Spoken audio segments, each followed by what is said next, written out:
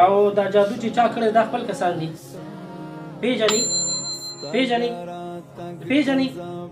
وایشه پیژنې دا چا چې دا جادو کړی دا کسان پیژنې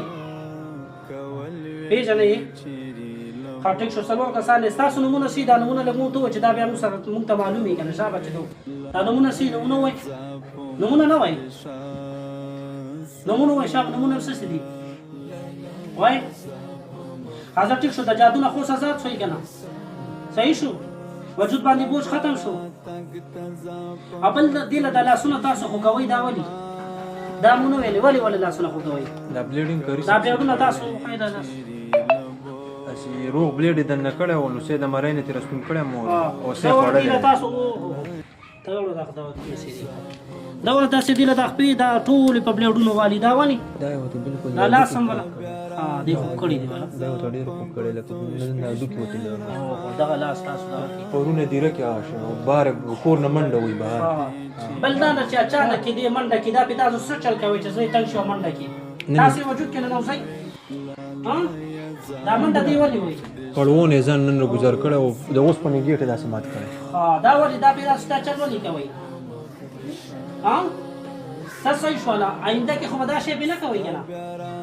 ول تاسو لما پرایو کله خوف خوخه می آزاد لسی شو د الله په طاقت باندې آینده کې به د دې جسم تنن نو جدا په وعده کوي صحیح شو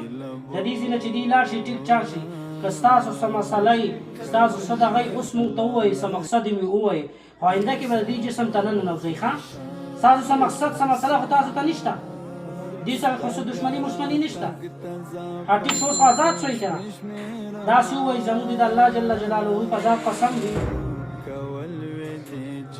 زموږ د الله جل جلاله په ذات قسم وي کینی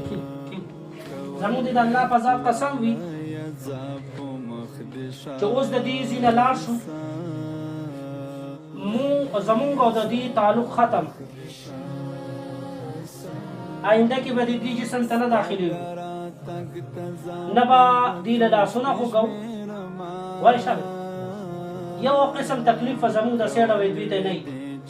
صحیح ده او داسې ووایي که موږ د خپلې وعدې خلاف وکړو کاري صاحب دا بلیډ کم ځای نه وړو دا خو د کور نه بهر نه وځي ښه دا بلیډ کوم ځای کې و دا بلیډ ولا تاسو راوړئ دا څنګه د سره دا بلیډ و